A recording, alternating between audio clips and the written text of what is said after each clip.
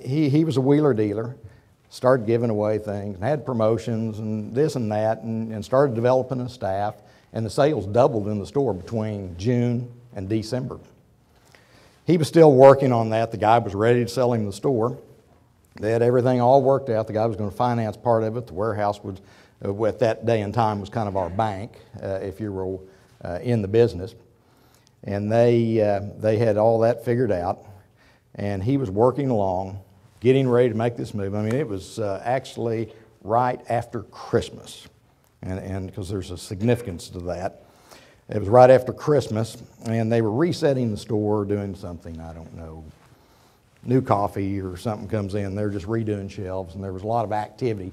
And my dad he thought this was great because he was getting all this stuff done before he had to take the store over, so he wouldn't have to spend his nickel doing it. The guy he was working for was paying to fix this store all up, but he got the sales up.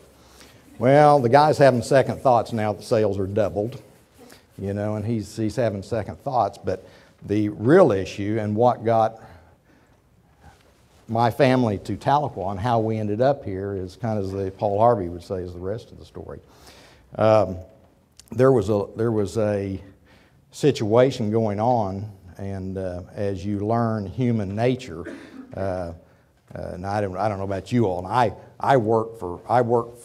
have fun, but I work for the money. I don't work for percents. I hear people talk all the time about salary percents and things with another bit. I tell them, hey, I'll pay you by percents if you want, you know, but I probably would prefer to have mine in cash, okay? But so you're always following the money, okay? And that doesn't mean you're greedy, or that doesn't mean that you're self-centered, or that's your only thought. You're always following the money, because people, that's the only common thing. Because see, I'm not in the grocery business. I'm not in the grocery business, despite what you may think. I'm in the money business. Okay? I just happen to use groceries to get me there.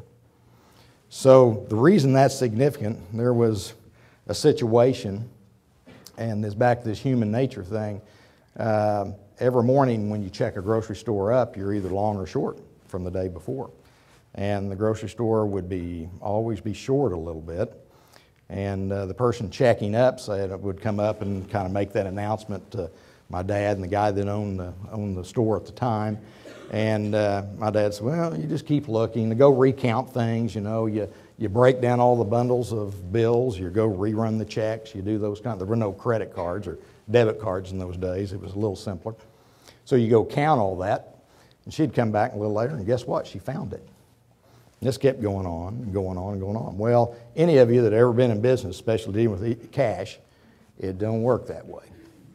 Okay? Things just don't always work out that way. Sooner or later, you're going to be short some money. You may be long one day because you miscounted something. But then the next day, when you go back and you find your error, maybe even innocently, and you don't even know it, when you go redo a check run, you misadded a check. Maybe the check was $100 and you counted it as $10. Okay, that's generally how you find your errors. Well, so anyway, like I said, it was right after Christmas. My dad's looking at this deal, and he's saying, well, this has been going on for some time, and he said, something's not right about this deal. I need to bring this situation to a head. So that night when he went home from work, because he just worked half days, by the way. Started about 7 in the morning, he worked till 7 at night. And that's a pretty good theory, just to work half days. It works. So he took a bundle of $500 bills, which is $20 bills, which is $500. And that night when he locked up, he just stuck that bundle in his pocket and he went home. Next day, he's at work, and like I said, there are Folgers coffee guys there talking about stuff, and they're doing this and that, and the owner came by, and he's drinking his cup of coffee, and he's all fired up because my dad's doubled the sales, and like I said, he's having second thoughts about selling. And so the lady comes up and says, hey, you know, we're short again. Oh, we're short. Well, I don't know, I don't even remember the lady, but he said, oh, Dolores, you'll find it. Just keep looking, just keep looking. So about 30 minutes later, here she came back and says, oh, boy, you're right. We just dug and dug and dug. Oh, I found it. We're $4 short or $3 long or something. So my dad's sitting there, and he's saying, well, you know, I wasn't sure this lady was going to make the cut anyway, you know, when I took the store over. So this would probably be a good time just go ahead and get this off high center. So they're standing there with a bunch of boxes. My dad pulls out that $500 and just kind of slaps it up on top in front of the owner. He says, well, how, Dolores, can you check up even when I've got this $500 in my pocket that I took home last night? And it was immediately at that point where this lady and the owner looked at each other. And my dad didn't realize they were related. Okay? So anyway, an hour later, my dad's fired. And he comes home, and there's a pattern. You know the comedian Ron White, where he talks about he being thrown out of a bar in New York City, and he talks about something that has to do with his arrest record. But if you knew Morse code, you'd understand that. Well, there's a pattern with my dad. He got fired multiple times because in between the military thing and selling the refrigerators and freezers door to door, he worked for the warehouse. And it wasn't uncommon for him. He bought 3 grocery stores literally on grocery sacks, wrote the contract.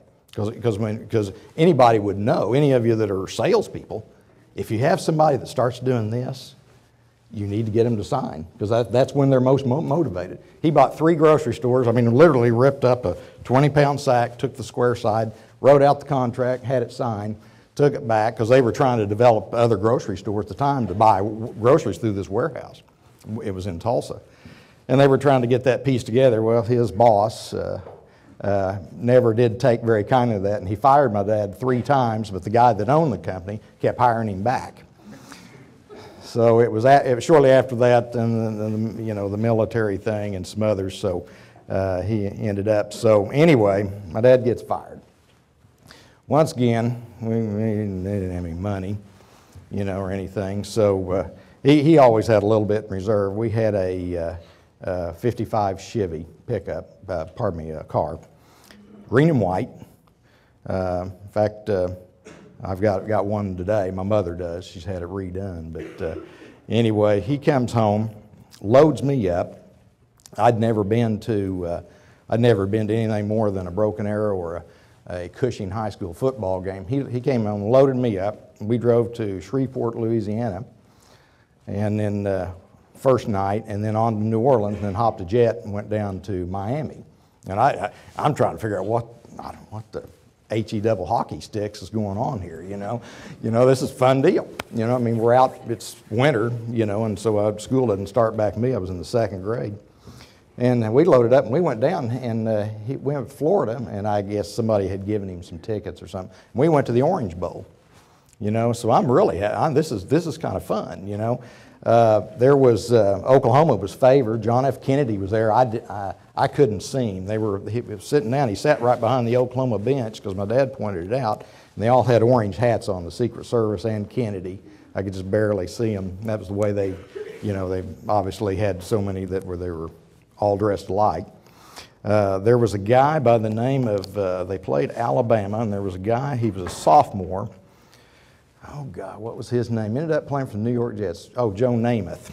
Yeah, I got to see him play. And so it was just a fun time. We were down there a couple of days and then came back. So it was a fun, interesting, that was just kind of an interesting thing to me to get to go do that. So anyway, he comes back. He goes back to work for the warehouse. Finding new clients, signing people up, doing all that kind of stuff, just kind of general field work. And they told him, much like they did when he left Muskogee, and there was a little bit of a break between Muskogee and Broken Arrow, but my dad was cleaning everything up, and as he was winding that store up, and these checks kept coming in from the warehouse. And he'd just go over and he had a little, the little bank bags with the zippers. He had one of those.